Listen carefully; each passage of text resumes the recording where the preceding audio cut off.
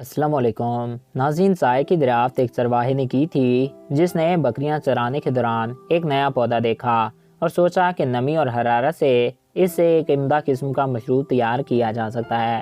ناظرین، آج کے اس ویڈیو میں ہم آپ کو چائے کی تاریخ اور چائے کے متعلق چند ایسے دلچسپ اور انوکھے حقائق بتائیں گے جو یقیناً آپ کے علم میں آج سے پہلے نہیں ہوں گے۔ تو ویڈیو کا باقاعدہ آغاز کرنے سے پہلے میری آپ سے ایک ریکویسٹ ہے کہ اگر آپ نے ابھی تک ہمارے اس یوٹیوب چینل کو سبسکرائب نہیں کیا تو اس کو سبسکرائب کریں اور ساتھ موجود بیل کے آئیکن کو پریس کریں تاکہ ہمارے ہر نئے آنے والے ایسے ہی معلوماتی اور دلچسپ ویڈیوز آپ کو بآسانی ملتے رہیں۔ ناظرین، چائے کو کچھ لوگ برا تو کچھ لوگ صحت کے لیے اچھا مانتے ہیں، مگر حالیہ رپورٹ کے مطابق چائے صحت کے لیے ایک اچھی چیز ہے۔ دوستو، شروع میں چائے کو کہیں سبزی کے پتوں کے طور پہ تو کہیں گندم کے دانوں کے ساتھ ملا کر فروخت کیا جاتا تھا۔ لوگ خیال کرتے ہیں کہ چائے سے تیزابیت ہوگی، دانت داغدار ہو جائیں گے وغیرہ وغیرہ، مگر ناظرین، حال میں آنے والی رپورٹ نے یہ ثابت کر دیا کہ چائے صحت کے لیے ایک اچھی چیز ہے۔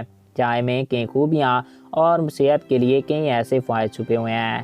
دوستو، چائے سے تیزابیت بالکل نہیں ہوتی۔ ابتدا میں یعنی شروع میں برطانیہ چائے کو چاندی کے سکوں کے بدلے خریدا کرتا تھا، مگر یہ سودا جلد ہی اس کو مہنگا لگنے لگا۔ اسی دوران اس نے چین کو چائے کے بدلے افیم کی پیشکش کی، جسے چین نے قبول کیا۔ یوں دونوں ملکوں کے درمیان چائے اور افیم کا تبادلہ ہونے لگا۔ جلد ہی چینی شہری اس سودے سے متاثر ہونے لگے۔ چینی افیم کے نشے میں دھت رہنے لگے اور افیم کی ڈیمانڈ چائنا میں بہت ہی زیادہ ہو گئی۔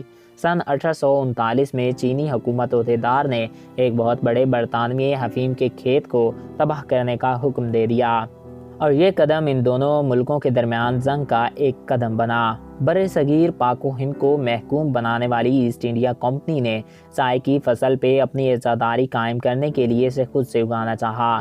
اسی مقصد کے لیے ایک برطانوی ماہر حیات رابرٹ فورچو کو مقرر کیا گیا کہ وہ کسی طریقے سے خفیہ آپریشن کے ذریعے چین سے چائے کے پتے چرا لائیں۔ رابرٹ فورچو اپنا روپ بدل کے چین کے چائے کاشت کرنے والے پہاڑوں میں گیا۔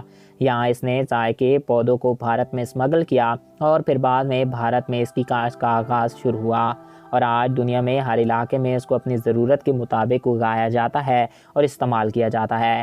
چائے کے بارے میں بہت سی کہانیاں ملتی ہیں۔ آج دنیا میں پانی کے بعد سب سے زیادہ پیے جانے والا مشروب چائے ہے۔ لوگ اسی سے اپنی صبح کا آغاز کرتے ہیں۔